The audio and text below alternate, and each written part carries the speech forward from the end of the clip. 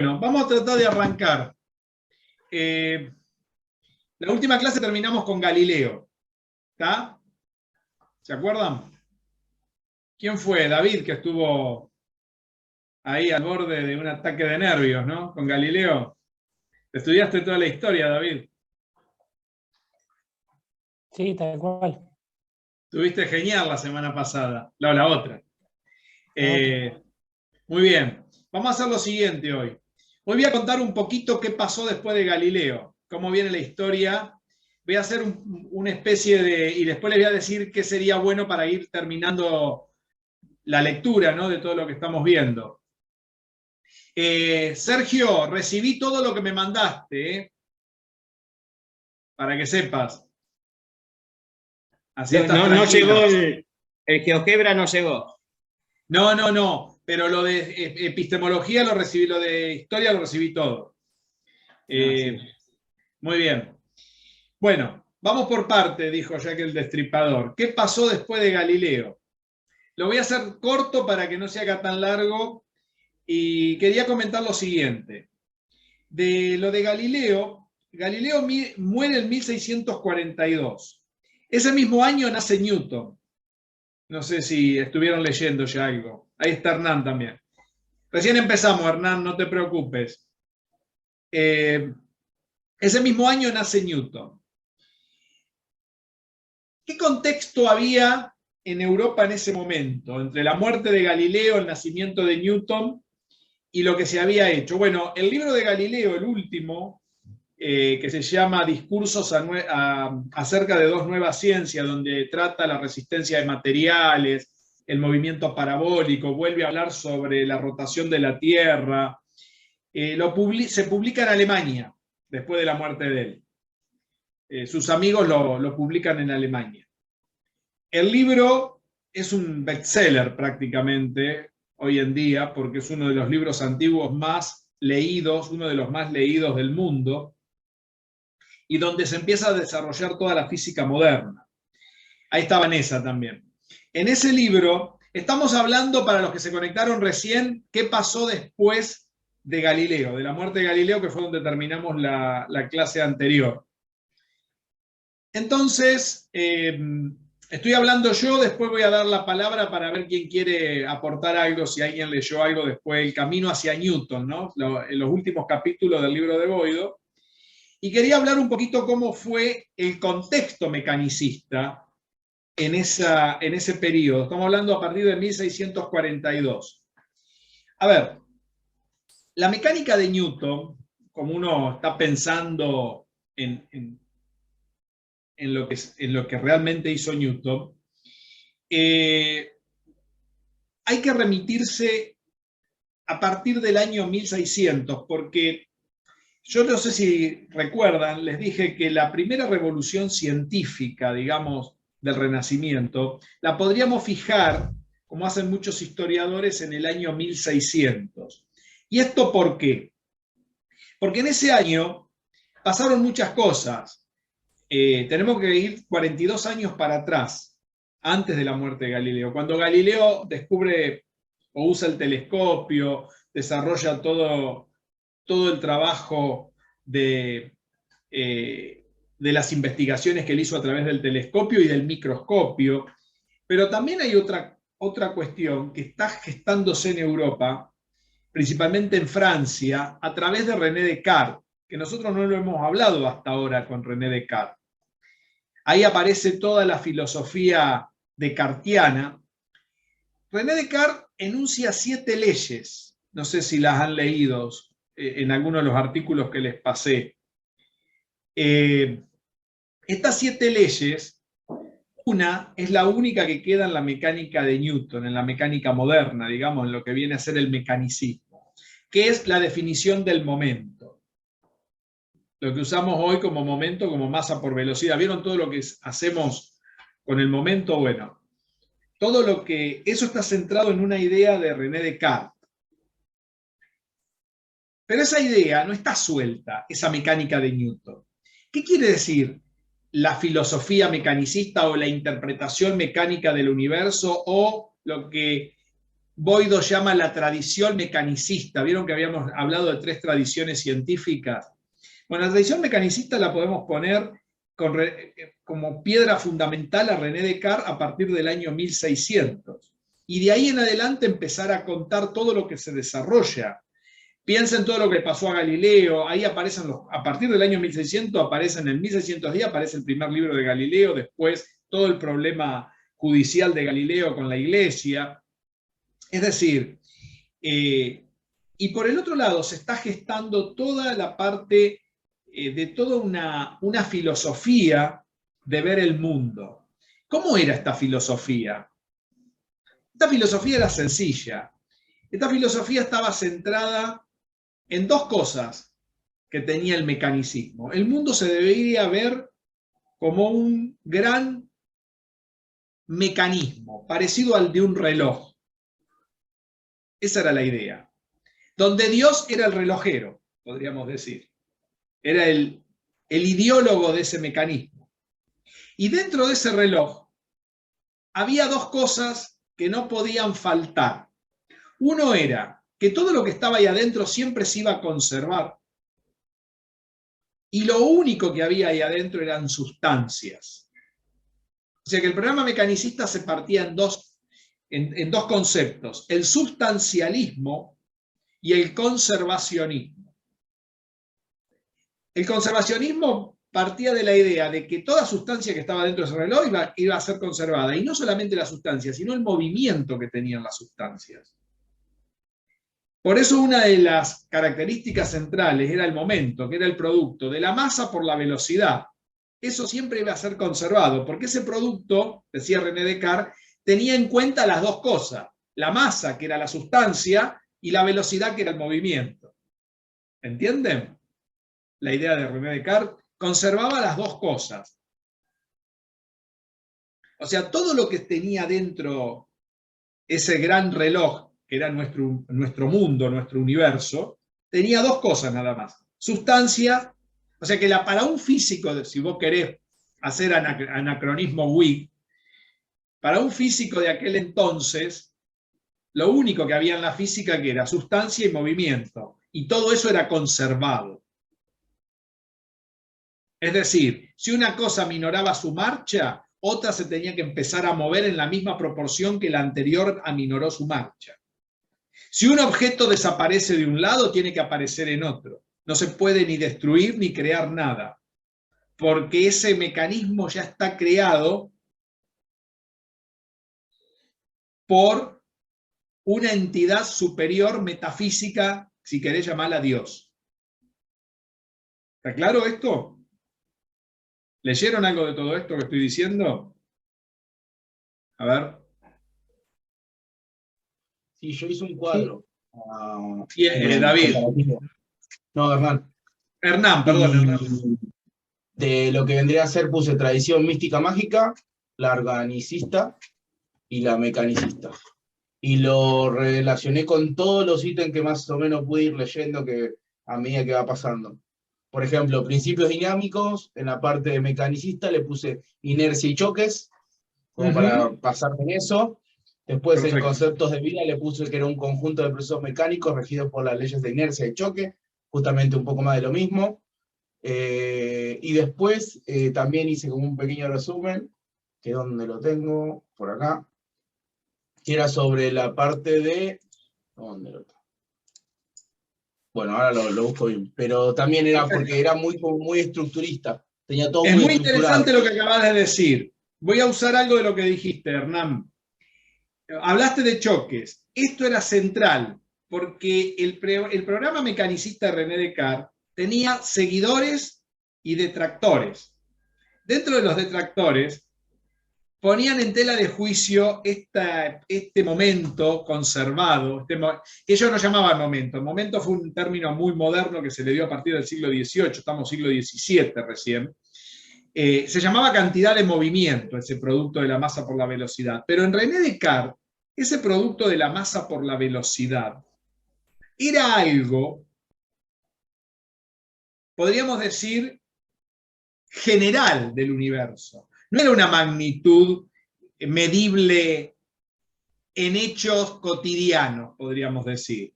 Como por ejemplo, analizar el choque entre bolas de billar, que era lo más común en aquel entonces. Por ejemplo, René Descartes hablaba de la masa total del mundo, de todo lo que estaba dentro del universo. Pero hubo algunos detractores de Descartes, como Christian Huygens, no sé si han leído algo de Christian Huygens, que él hablaba de que ese producto de masa por velocidad no estaba dado por la masa del universo, sino que se podía aplicar a pequeñas regiones del universo, como por ejemplo el análisis de los choques de las bolas de billar, como acaba de decir Hernán. Es decir, él hablaba de choque. Bueno, Huygens iba más lejos, decía, bueno, la magnitud conservada de la que habla René Descartes no es el producto de la masa por la velocidad del mundo, sino es el producto de las pequeñas masas por velocidades donde se pueden apreciar que si una bola impacta a la otra de determinada manera, podría imprimirle todo el movimiento que tiene y dejar a la otra quieta, cosa que un buen jugador de billar puede hacer. No sé si saben, o lo vieron alguna vez. ¿Entienden lo que digo?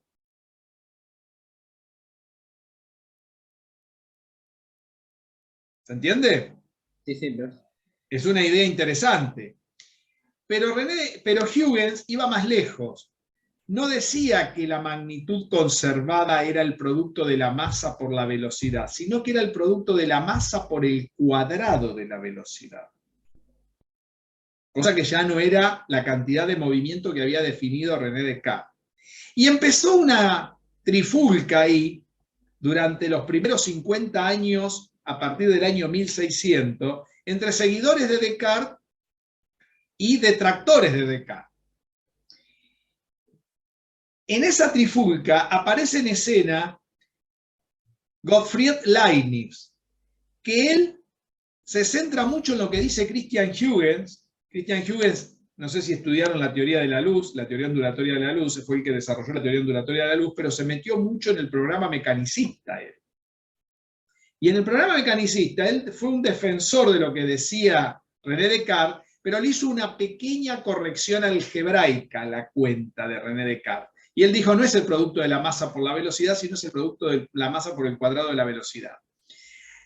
Cuando Gottfried Leibniz agarra esa idea que deja picando Huygens, él dice también que es el cuadrado por la velocidad, pero él le da un nombre a esa magnitud. Él dice, eso es la causa motora de todo movimiento. O sea que lo que se conserva, como dice Huygens, es el cuadrado por la velocidad, pero eso es la causa motora, es el porqué de todo movimiento. No es como dice Descartes, que es el producto de la masa por la velocidad universal. ¿Entienden la diferencia? Profe, pero porque acá, esto es algo que no lo entendía y después de que lo leí varias veces y estuve investigando un poco, entendí. Hay una diferencia también en las ciencias de las tres tradiciones. ¿Por qué? Porque en la primera, en la místico-mágica esa, era la matemática pura que ellos le decían. Después pasa lo que sería la parte de la biología y lógica, y por eso está diciendo usted que se corrige en la parte matemática, porque en la mecanicista es la matemática aplicada. Porque es la matemática aplicada, pero ya no por René Descartes, porque René Descartes desarrolla matemáticas, pero él no usa muchas matemáticas para este programa mecanicista, sino el primero que hace esto es Huygens, y el que se agarra de todo esto es Gottfried Leibniz, que es el que después desarrolla el cálculo infinitesimal y tiene la trifulca con Newton. ¿Entienden cómo es la historia? Son historias paralelas. Esto no tiene nada que ver con Galileo. Mientras tanto, Galileo sigue haciendo lo suyo y muere en 1642. Piensen que René Descartes muere alrededor del año 1650, un poco después de Galileo, 8 o 9 años después de Galileo. Pero todos los seguidores de Descartes, que eran muchos, aférreos a este programa mecanicista y a defender sus leyes, empiezan una guerra muy controvertida con los seguidores de Leibniz, con los que defendían las bases que al principio fuera impuesta por Christian Huygens y unos decían que lo que se conservaba era el producto de la masa por la velocidad y otros decían que lo que se conservaba era el producto de la masa por el cuadrado de la velocidad. La pregunta era quién tenía razón. Y todo esto es muy interesante lo que pasó en esta historia, porque se llegaron hasta generar duelos, de peleas muy graves entre esta gente, porque en aquel entonces no había mucha cosa para divertirse, y se divertían con estas controversias. ¿Quién pone el fin a esta controversia? La teoría de Newton. Lo primero que hace, pero no Newton, en el año 1686 se pone fin a esta controversia cuando cuando Newton publica los principios matemáticos, pero no se dan cuenta de que esta controversia tiene su fin mucho tiempo después de la publicación de Newton, pero en la teoría de Newton, si se hubiera querido buscar, no en ese momento, sino años después se encuentra la solución. Y ahora les voy a mostrar en qué consistía la controversia, en un cálculo. No sé, Vanessa, que te conectaste última, ¿cómo vas? A ver, ¿estás por ahí? Sí, estoy acá. Estoy Porque escuchando. no estás sin cámara ahora, se fue Pamela seguro. No, Profe, estoy acá, profe, no me fui. Porque como ella estuvo estudiando, no sé si llegaste hasta acá, Pamela. Yo miré, sí, profe, estaba hablando que cuando Descartes hablaba de la fuerza del movimiento de los cuerpos, cuando hacen la introducción, en el capítulo 14, yo ahí empecé a hablar un poquito de la historia de Newton también.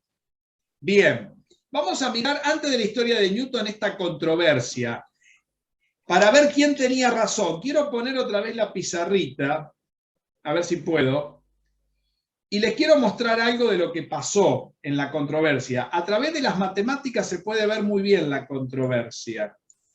Porque ¿qué era lo conservado? Para los descartianos, lo conservado era el producto de la masa por la velocidad. Pero para los seguidores de Leibniz, era el producto del cuadrado, de la masa por el cuadrado de la velocidad. ¿Me entienden? Ahora, la pregunta es, ¿quién tenía razón? A ver. La del cuadrado, profe. Los dos. No sé, miremos. Según los que siguen a Descartes, la cantidad de movimiento, o lo que llamamos hoy en día momento, a ver por qué no me deja escribir, ¿qué le pasa? Ah, creo que acá está el tema, que no me deja. Ahora sí. La cantidad de movimiento, porque lo tengo en negro, lo tengo que poner en blanco, ¿no? Hoy en día es el producto de la masa, vamos a ponerlo en magnitud, no lo vamos a poner como vectores, porque ellos en aquel entonces no trabajaban vectorialmente. El producto de la masa por la velocidad, tampoco lo llamó P. Hay que buscar, algún día les voy a contar cómo fue la notación en aquel entonces, pero vamos a usarlo, vamos a hacer anacronismo y mirarlo desde el punto de vista moderno, porque si no se van a volver locos. Y por el otro lado, la magnitud conservada, que Leibniz llamó vis viva, no momento. Miren cómo la llamó. Vamos a ponerle W. Él dijo que es el producto de la masa por el cuadrado de la velocidad. La pregunta es, ¿quiénes tenían razón dentro de este programa? Y la solución la impuso Newton. Y la solución está en la segunda ley de Newton. Cuando Newton impone que la magnitud de una fuerza es el producto de la masa por la aceleración. Me van a decir, ¿dónde está eso? Miren lo siguiente. Supónganse que yo a la fuerza la calculo por unidades de tiempo. Después les voy a decir quién se dio cuenta de esto, de lo que pasaba en esta controversia, ¿no? Y después voy a calcular la fuerza por unidades de distancia. Si calculo la fuerza por unidades de tiempo, o sea, la fuerza la multiplico por el tiempo, multiplico esta cuestión por el tiempo, ¿no? Y si multiplico esto por unidades de distancia, multiplico esto por distancia, ¿no? ¿Están de acuerdo? hagamos esta cuenta, que es multiplicar m por a por tiempo. Esto es multiplicar m, ¿y a qué es?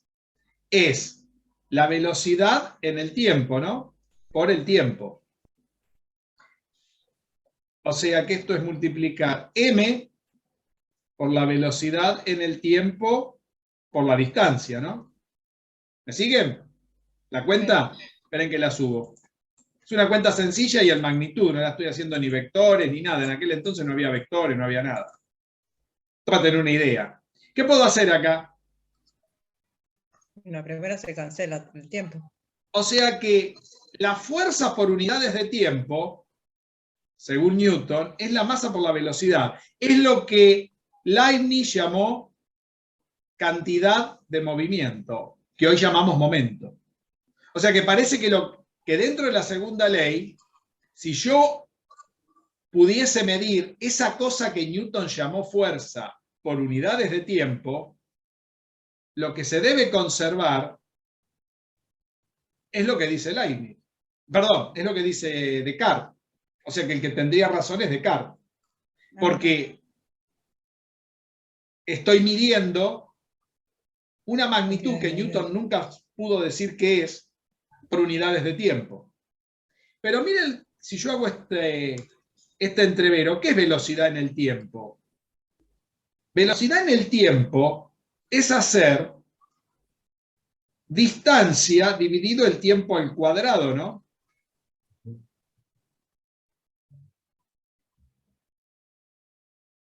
No sé si se acuerdan. ¿Qué es la velocidad? La velocidad es distancia en tiempo. Si lo dividen por el tiempo, esto es distancia en tiempo por 1 sobre tiempo. O sea que es 1 sobre tiempo al cuadrado. ¿Está bien? Sí. ¿Están de acuerdo? ¿No? ¿Hasta ahí estamos? Esto sale de la segunda ley de Newton, ¿no?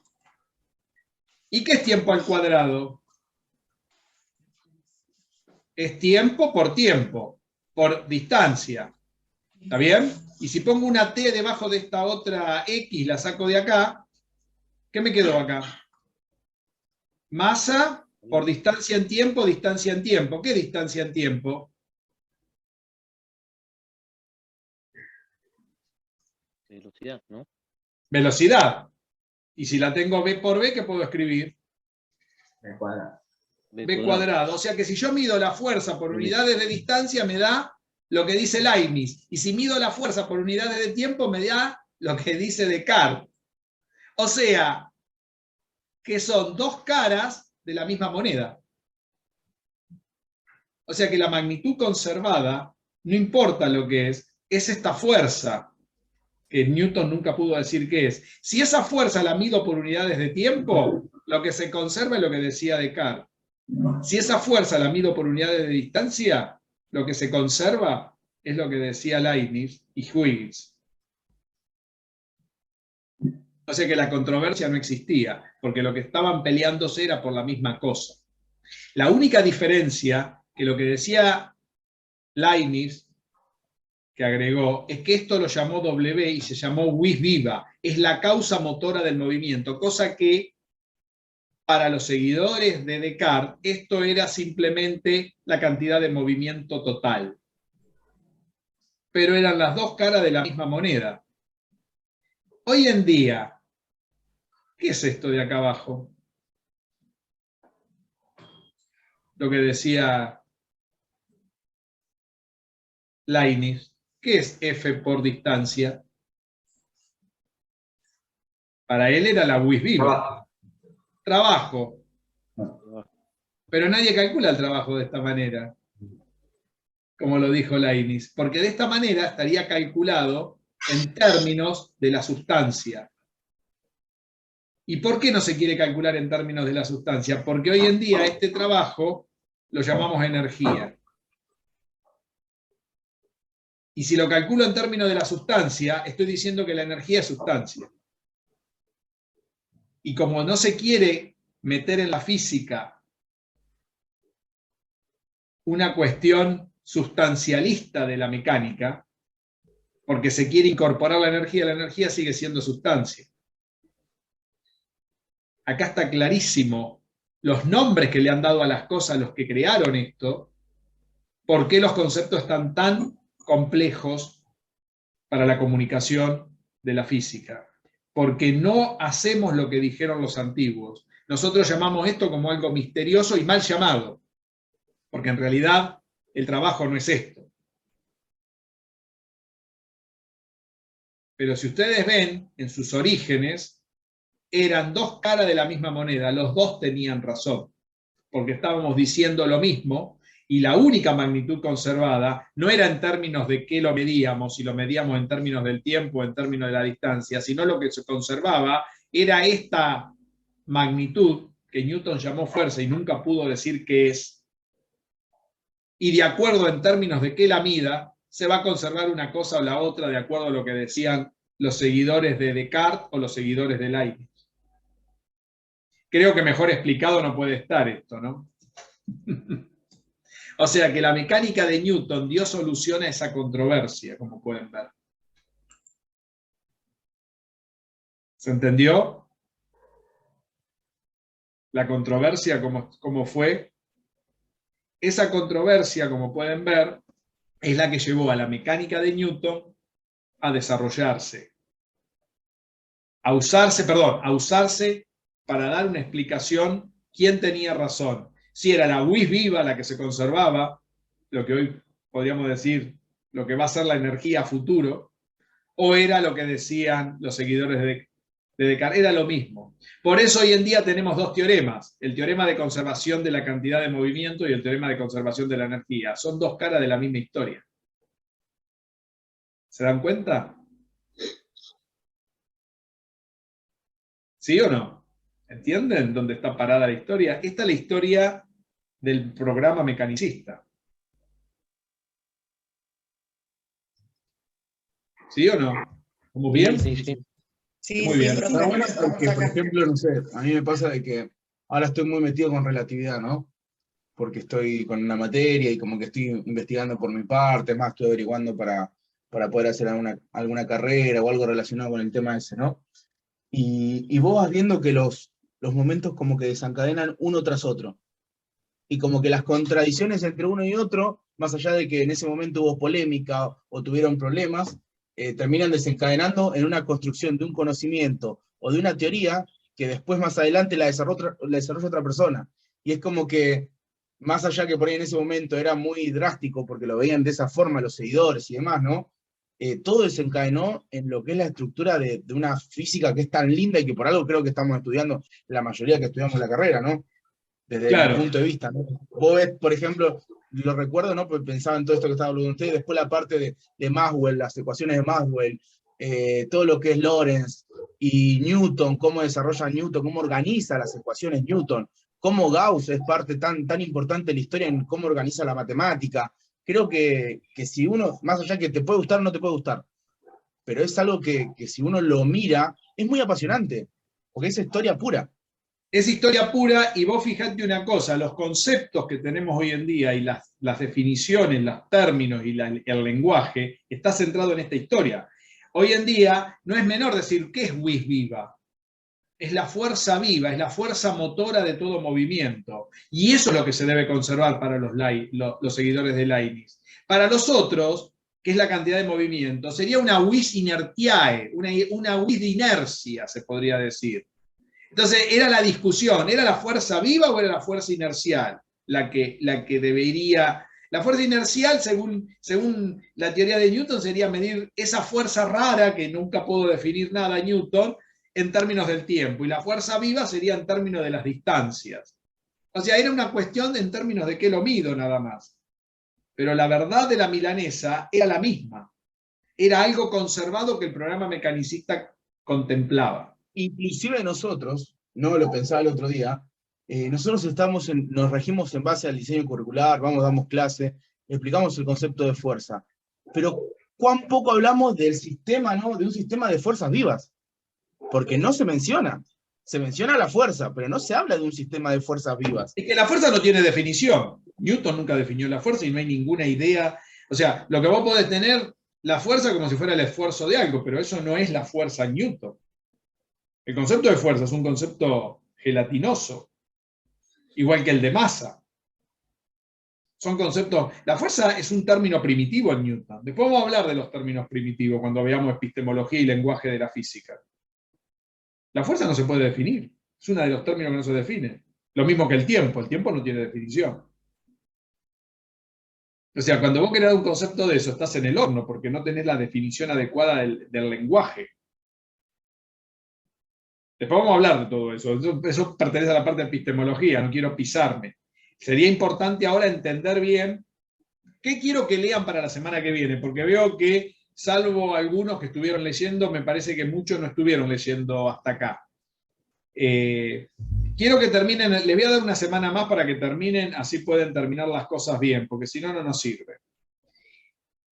Por lo menos esto. Terminen todo el libro de Boido para la semana que viene. Todo el camino hacia Newton. Vamos a hablar un poco más de Newton. Y quiero que lean un artículo mío que se llama, vamos a charlar de este artículo, Sustancia aristotélica y física decimonónica. Lo tienen ahí en la plataforma. Rupturas y continuidades. Si no lo buscan en internet, también ponen mi nombre y aparece ese artículo. Está publicado. Ese artículo quiero que lo lean. Ese artículo habla de la historia del sustancialismo y vamos a hablar todo sobre el sustancialismo. Y la semana que viene vamos a dar todo sustancialismo. Posiblemente sea larga la clase. Hoy no la quiero hacer tan larga porque quiero que lo lean primero. Que yo me olvidé de decirle eso la semana pasada. ¿Está? Hoy quería cerrar un poco del programa mecanicista, que es esto. Vamos a ver cómo este sustancialismo está metido en el programa mecanicista. O sea, hoy hablamos del conservacionismo. ¿Qué se conserva en el programa mecanicista? ¿La cantidad de movimiento o la UIS viva? Lo mismo, es la misma historia. Diga lo que diga, es la misma historia. Hay un librito, si alguien quiere leer la historia del programa mecanicista, que se llama Historia de la Energía, que es de Matías Alinovi. ¿Escucharon? Alinovi. Alinovi. Sí, es un muchacho muy joven que escribió, se dedicó a este tipo de cosas. Búsquenlo, se los recomiendo. ¿Escucharon? Si alguna vez, si lo tienen, creo que está digitalizado ese libro. Yo lo tengo, lo voy a bajar después y les voy a mostrar todos estos libros. Por hoy no les voy a dar nada más, porque quiero que se pongan al día, todos. Les voy a dar, ya que se incorporó Pamela, quiero que se me pongan al día. A ver si pueden avanzar un poco solos, porque preciso que estudien. Si yo llego cargando malas cosas, terminan con Newton, les doy una semana más, terminan con Newton y leen este artículo. ¿Escucharon? Sí, sí, profe. Una consulta, habla Ezequiel. Le quería hacer una Sí, consulta por el Ezequiel, tema del libro. Yo le había mandado un mail y estuve buscando aparte, porque, bueno, creo, no sé, le mandé la captura, que de vuelta me habían sacado de la plataforma, tuve un requilombo y hablé con el preceptor también. Yo te mandé todo por mail. Sí, por eso lo tengo al mail. El del Yo te mandé libro todo por mail para que no tengas problema. Listo, Camino hacia Newton es el libro, ¿no? Sí. No, el libro es el libro de Boido. Son los últimos capítulos que hay que terminar de leer. Listo. Porque voy a hablar un poco de Newton, voy a cerrar Newton. Hoy empezamos con el programa mecanicista y qué se sacó de Newton, pero quiero que lean esto otro que es importante. Si no leen, no puedo avanzar. Quiero que lo lean bien, así podemos charlar. ¿Está? Sí, sí, profe. Así vamos cerrando, porque tenemos que cerrar la parte de historia y tengo que ver hasta dónde, a ver qué comprendieron y qué saben de esto. ¿Está? Muy bien. Por hoy nada más. No los voy a torturar más, ya demasiado tuvieron. Ya van a ser las 9 igual. ¿Alguna pregunta? Yo lo que Profe, voy a el tema de... No importa que le pregunte a la compañera, porque yo le quería solicitar si tenía algún libro. Profe, sí. No, quería hacerle una pregunta, profe. El tema de la sustancia aristotélica es cuando habla del calórico también. Habla de todo. ¿Sí? Tenés que leer. El texto se llama Sustancia aristotélica y física decimonónica. Está claro, Sí, sí, estructuras y continuidades, una cosa así es. sí, sí. Y somos tres Perfecto. personas. Eleonora Berger, Lucas Escabino y yo. Esos son los Perfecto. autores. Bárbaro, gracias. Ese artículo está publicado en la Universidad de San Juan y está publicado en internet. Se publicó el año que nevó acá en la Argentina, que fue cuando vine yo de Europa. Yo lo escribí desde allá y los chicos que trabajaron conmigo lo escribieron desde acá. Por Skype lo escribimos ese artículo. Y acá estaba nevando. O sea, te puedo dar hasta las últimas referencias del artículo, si querés. ¿Cómo se Sí, hizo? el año pasado se habló mucho de ese artículo en las clases. Es un de video. artículo interesante porque pone de relieve el programa mecanicista y lo que se hizo en el programa mecanicista. Porque es la cultura mecanicista que llega hasta mediados del siglo XVIII. Perdón, a mediados del siglo XIX. Y es toda la mecánica, es toda la teoría de Newton. Bueno, gente, quedamos así entonces. Para recomendarte, para Hernán, que me pidió recomendación, el libro de Matías Alinovi. Es uno de los mejores. Hernán. Ese es un libro excelente. Excelente libro. Es chiquito, es un libro chiquito para leer. Está muy comprimido todo lo que la controversia entre los descartianos y los seguidores de Leibniz. Cómo se pelearon. Pasa que me di cuenta que tengo muy poca lectura, o sea, muy poca información como para leer o para desarrollarme un poco. Y eso que yo soy muy inquieto, ¿no? Porque me gusta, googleo mucho. Entonces le iba a decir, capaz que por ahí tenía algún link o algún lugar donde podemos sacar libros para ir chusmeando. Te recomiendo ese. Fíjate si está publicado en la web. Si no, voy a ver si... igualmente no debe ser caro porque es de una editorial, no sé si es de Sorsal, no sé, una editorial muy... no es donde estas editoriales caras, de acá de la Argentina. El pibe nació en el año 72, ya tiene 49 años, un pibe joven. Escribe muy bien y redacta muy bien, es físico y se dedicó a la historia de la física. Principalmente tiene un libro publicado sobre la historia de la materia, historia de la energía y historia de la luz. 3 tiene publicado. Yo tengo los 3. Son muy buenos. Y está muy bien documentado históricamente con fuentes potentes. El libro es muy bueno. Son 3 libros chiquitos. La semana que viene los voy a bajar y se los voy a mostrar. Pero si ponen Matías Alinovi ahí en el coso, seguramente va a saltar. Historia de la energía se llama, el que yo les quiero que miren. Tiene que habla sobre el sustancialismo, porque en realidad eso desemboca en la historia de la energía. Es la previa a lo que uno podría entender como el concepto de energía. ¿Quedó claro? Sí, sí, sí, sí, profe. Muy bien. La semana que viene nos estamos viendo. Espero que me lean todo esto y traigan... Esto es puntual lo que les di esta vez. No tienen que andar divagando cosas raras. Esto es muy interesante porque con esto vamos a poder comprender algunas de las historias que siguen. Después ustedes pueden elegir cuál podemos mirar. Después de todo esto, que puede ser la historia de la electricidad, la historia del calor. La del calor es muy linda, la de la termodinámica. Tiene mucho vericueto. La podemos dejar esas 2 historias para las últimas 2 clases. ¿Está? Muy bien. Nos estamos yendo, gente. Les dejo un abrazo a todos. Cuídense mucho y espero que... No hace falta que manden nada. Léanlo todo y lo discutimos acá en la clase de esta clase. Los otros sí, estudien lo de teórica. A ver si pueden seguir con lo de álgebra. Chau, chau. Nos vemos.